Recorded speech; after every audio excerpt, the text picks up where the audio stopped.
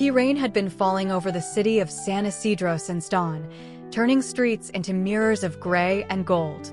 Neon signs flickered in puddles, and the hum of passing jeepneys echoed softly through the damp air. Inside a tiny apartment on the third floor of an aging building lived Elena Cruz, a 33-year-old single mother with tired eyes and an unbreakable spirit. Her black hair was always tied into a loose bun, strands escaping like quiet rebellions. Her clothes were simple, faded jeans, a pale yellow sweater, and worn sneakers that had seen better days. Across the room, her 6-year-old son Noah sat cross-legged on the floor, building a tower out of mismatched blocks. He wore a red hoodie 2 sizes too big and smiled as if the world had never let him down. But Elena knew better. Just weeks ago, she had lost her job at a small printing shop when it shut down. Since then, every day had become a quiet battle, stretching coins, skipping meals, hiding worry behind soft smiles. That afternoon, with only a few bills left in her wallet, Elena held Noah's hand as they walked to the neighborhood grocery store. Rain tapped gently on her umbrella, one of its spokes bent, causing it to tilt slightly to one side. Can we get apples today? Noah asked, his voice hopeful. Elena glanced at the small list in her hand. Bread, eggs, rice. She hesitated for a second, then smiled gently. We'll see what we can do. Inside the store, fluorescent lights buzzed softly overhead. Elena moved carefully through the aisles, calculating every peso in her mind.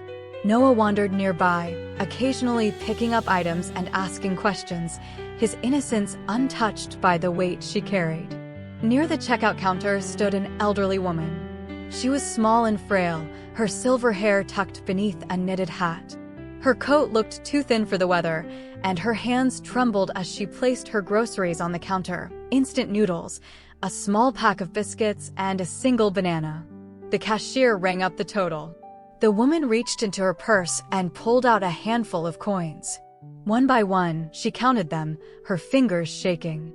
The sound of metal clicking against the counter seemed louder than the rain outside. It wasn't enough. A quiet tension filled the space. The woman lowered her gaze, her lips pressing together as if trying to hold back something heavier than words. Elena watched. She looked at her own basket, barely enough for 2 days, and then back at the woman. For a brief moment, doubt crept in. But something stronger followed. Without hesitation, Elena stepped forward. I'll cover it. The elderly woman looked up, startled. Oh, no, dear, you don't have to. It's okay, please. Noah looked up at his mother, eyes wide, watching something he didn't yet understand, but would never forget. The cashier nodded and completed the transaction. Elena paid, her wallet now nearly empty. The elderly woman clutched the small paper bag, her eyes glistening. Thank you. You've given me more than food today. Elena simply nodded, her smile gentle but quiet. As they stepped back into the rain, Noah slipped his small hand into hers. Mom, are we still okay? Elena looked down at him, her heart tightening. We are. We always will be. That night, the rain didn't stop. But something inside Elena felt lighter. The next morning arrived with a soft golden glow breaking through the clouds. Elena was in the kitchen, preparing a simple breakfast when her phone rang. The number was unfamiliar. She hesitated, then answered. Hello. A calm, professional voice responded. Good morning. May I speak with Ms. Elena Cruz? This is she.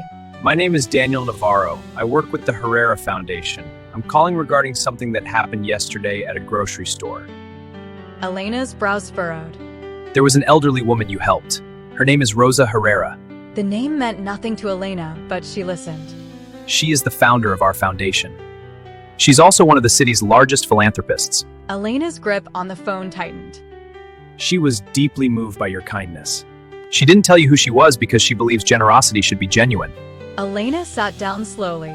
She has asked us to reach out. We're opening a community learning center. She believes someone like you would be perfect to run it. Elena blinked, stunned.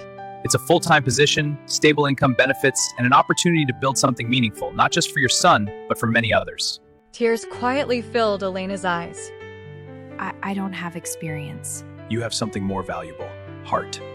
And sometimes, that's where real change begins. Across the room, Noah laughed as his tower of blocks collapsed, only to start building again. Elena looked at him, and something inside her shifted. Not fear, not doubt, but hope. "I'd like to try," she said. Weeks later, under a bright blue sky, the doors of the Learning Center opened. Children filled the space with laughter and curiosity. Walls once empty were now covered in drawings, colors spilling across every corner. At the center of it all stood Elena, no longer just surviving, but building something beautiful. Noah ran through the halls, his laughter echoing like music. And in a quiet corner, an elderly woman watched with a soft smile, her eyes full of quiet pride. She didn't step forward. She didn't need to, because the smallest act had already done its work. Lesson: kindness is never measured by how much you give, but by the heart behind it.